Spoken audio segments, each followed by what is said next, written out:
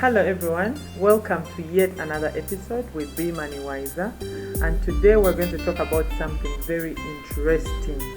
And as we are carrying on with this discussion, we need to fall back a bit and think about scenarios in our lives where we may have had a transaction in our business, a transaction in our personal life that may have involved foreign exchange, meaning you're transacting with foreign currency.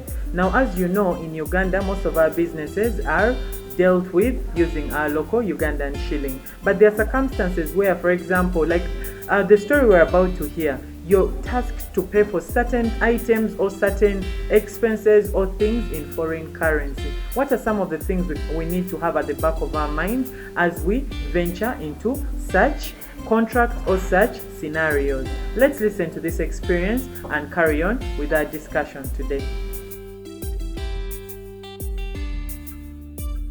Hello, my name is Akahiji Tina. At the moment, I'm working with the bank. We are into e-banking. Before I joined the bank, I was dealing into West African clothes. I used to sell clothes, but the challenges you would find, you're selling most clothes to your friends or people you know, someone has connected you to someone, you're selling to them clothes, but people have a big challenge of paying. Paying is a problem.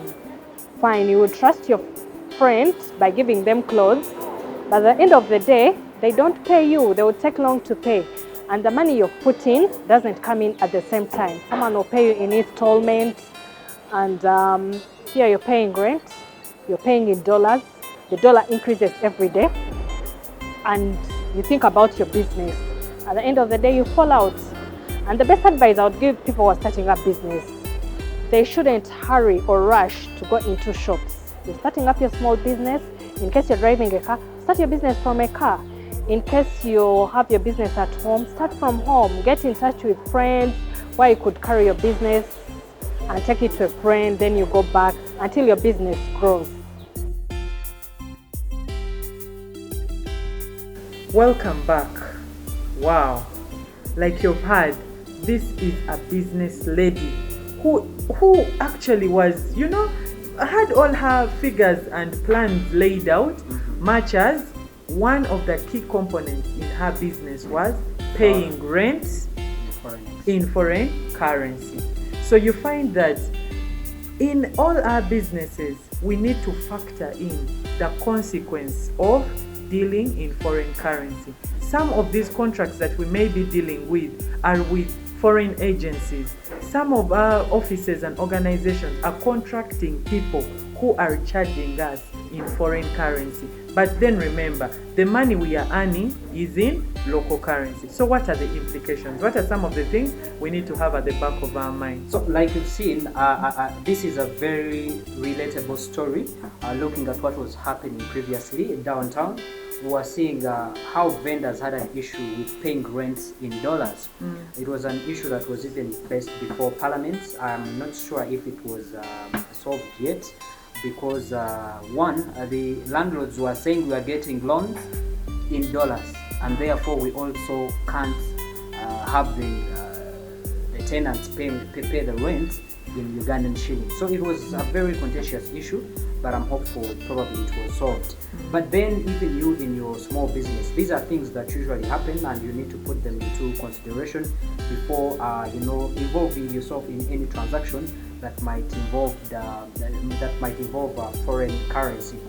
For example, let's say you're going to start up a business and you're going to get a loan, and you're advised to get a loan in dollars. Are you putting in consideration that anytime the dollar might go high or even low? So you need to be sure that either if you're going to get such kind of money or a loan, the money or the exchange rate is fixed, that it doesn't matter whether the dollar goes high or the shilling goes low, you will still be paying the fixed amount that you agreed in the contract. Yeah, true, Ivan.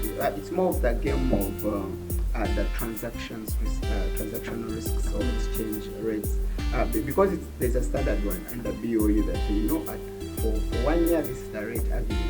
So you need to understand that we can't typically tell you don't get a loan in foreign currency, don't get a loan in domestic currency.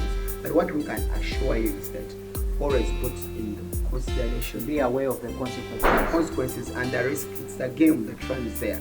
But what is the contract saying? That will it prevail? Will it protect me? Will it shoot as I shoot? Because this is the market we have no control of. That has a lot of stakeholders, international control. So it's a game of. But my advice would be try to pay in a currency you earn in. If you're earning in shillings, pay in shillings. If you're earning in dollars, pay in dollars. So she should have talked to her landlord that, you know what, given the fact that my business is, I'm earning from this business in shillings, could we possibly factor this into the rent cost and pay in shillings? So typically it would be unfair.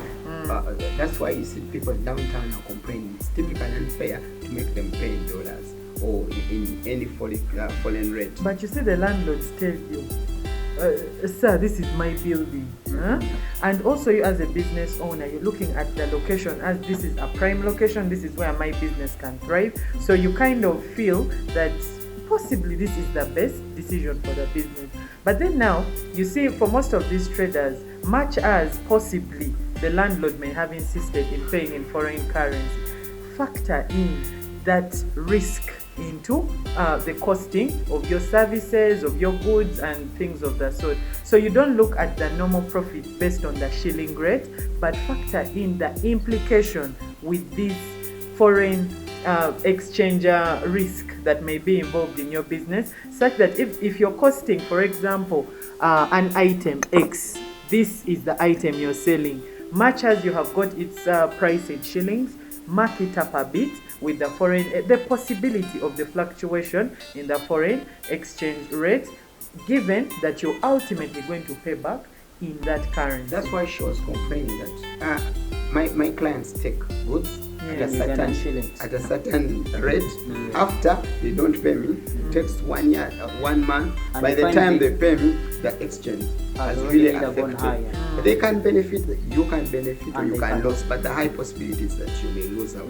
You may lose out. That's why you need to put in consideration that if you take at a certain rate, either it has reduced or increased, we shall put that in consideration when it comes to transactions, especially in the exchange of goods and services. But the advice is, if you're doing a business in Uganda, I believe it would be better for you to trade in Ugandan shillings. I wouldn't really advise anyone to trade in dollars. So they can negotiate prior and hopefully get a better deal. Or you can understand the game of the rate and the risks, and still you can trade in foreign currency. Yeah, so long as the agreement between me and you protects both. And that issue of people not paying back, it reminds us of a previous episode. By the way, you can follow our episodes on YouTube and Facebook and get to see the discussions we were having earlier. The episode where we talked about cash and carry, we are emphasizing that given all these challenges that come in our businesses, remember, try to see that people pay up. People pay for the service, for the good that they are taking immediately, so that you do not incur these unforeseen challenges, such as the foreign exchange risks that may turn up as you're planning for your business.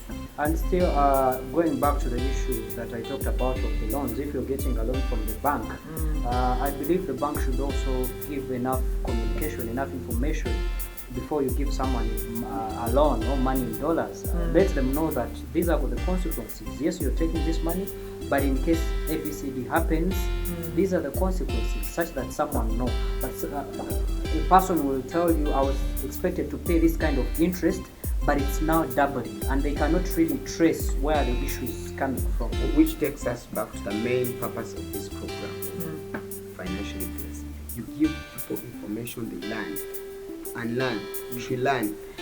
And by the way, you can follow us on all our previous episodes, live on our social media platforms, on YouTube, go on Facebook and Instagram. Thank you so much. Keep watching.